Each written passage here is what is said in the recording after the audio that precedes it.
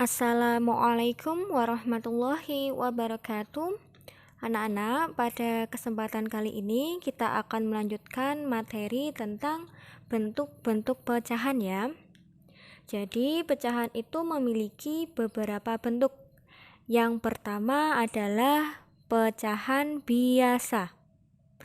Pecahan biasa itu apa? Pecahan biasa adalah pecahan yang terdiri dari pembilang dan penyebut. Masih ingat pembilang itu yang mana, penyebut itu yang mana? Pembilang itu yang atas, penyebut yang bawah.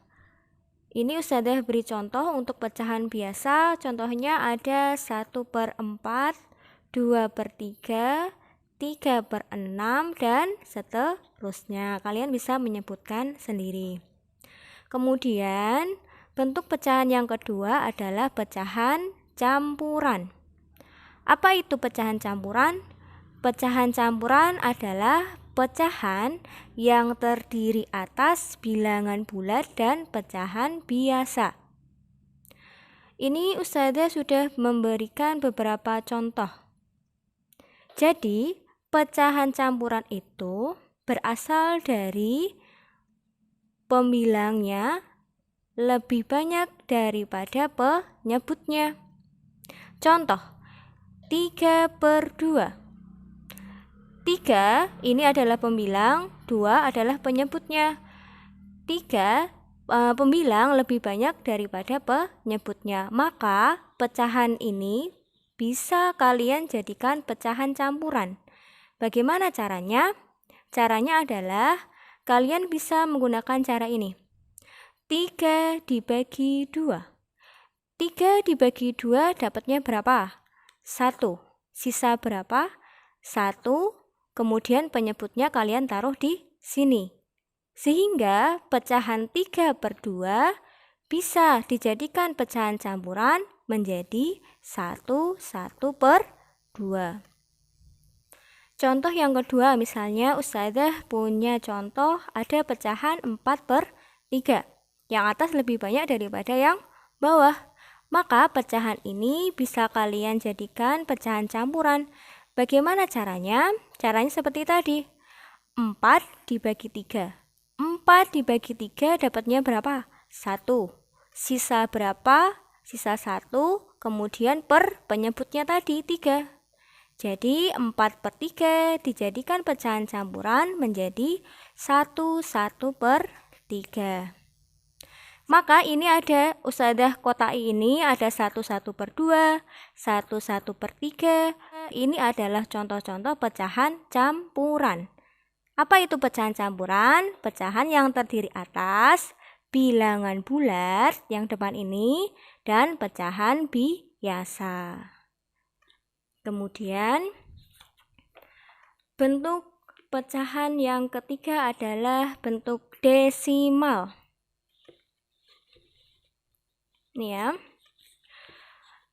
Desimal, bentuk pecahan desimal adalah pecahan yang penyebutnya adalah 10, 100, 1000, dan seterusnya. Kemudian penulisannya menggunakan tanda koma. Contoh, Ustazah punya pecahan 3/10. 3/10 ini, ingat, ini penyebutnya adalah 10. Maka 3/10 ini bisa kalian jadikan pecahan desimal menjadi 0,3. Kemudian ada 25/100. Ini bisa dijadikan pecahan desimal 0,25. Jika penyebutnya 100, maka di belakang koma itu ada 2 bilangan. Jika penyebutnya 10, di belakang koma itu ada 1 bilangan. Ustazah ulangi ya, untuk desimal itu adalah pecahan yang asalnya itu penyebutnya adalah 10, 100, 1000, dan seterusnya. Kemudian penulisannya menggunakan tanda koma. Jadi ada 0,3, 0,25, 3,72, dan seterusnya. Itu adalah contoh-contoh pecahan bentuk desimal. Kemudian yang keempat, Yang keempat, ada bentuk pecahan yaitu bentuk persen.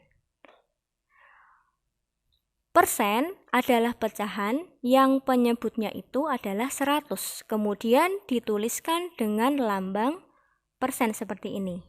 Contoh Ustadzah ada 5%, ini dibacanya adalah 5%, yang berarti 5/100. Kemudian contoh yang kedua Ustadzah punya 17%, ini dibacanya adalah 17%. Yang berarti 17/100. Ustadzah ulangi dari awal ya. Jadi, tadi kita sudah belajar bentuk-bentuk pecahan. Yang pertama adalah pecahan biasa, yaitu pecahan yang terdiri atas pembilang dan penyebut. Pembilang itu yang atas, penyebut itu yang bawah. Contohnya ada 1/4, 2/3, 3/6, dan seterusnya. Bentuk pecahan yang kedua adalah pecahan campuran. Pecahan campuran itu adalah pecahan yang terdiri atas bilangan bulat dan pecahan biasa. Contohnya ada 1/1/2, 1/1/3, 2/1/2. Yang ketiga adalah bentuk desimal, yaitu pecahan yang penyebutnya itu adalah 10, 100, 1000, dan seterusnya. Kemudian penulisannya menggunakan tanda koma. Contohnya adalah 0,3, 0,25, 3,72, dan seterusnya. Bentuk yang keempat adalah persen. Persen adalah pecahan yang penyebutnya adalah 100, kemudian dituliskan dengan lambang seperti ini. Contohnya seperti ini dibacanya adalah 5%, yang artinya adalah 5/100. 17%, yang berarti adalah 17/100. Seperti itu ya. Kemudian supaya kalian lebih paham, ini ada latihan soal. Coba kalian kerjakan di buku tugas masing-masing ya. Yang pertama, ubahlah pecahan biasa berikut ini ke bentuk pecahan campuran. Ada pecahan 9/4, kalau kalian jadikan ke bentuk pecahan campuran menjadi berapa? Soal yang kedua, ubahlah pecahan biasa berikut ke bentuk desimal. Coba kalian kerjakan di buku tugas kalian ya. Selamat mengerjakan.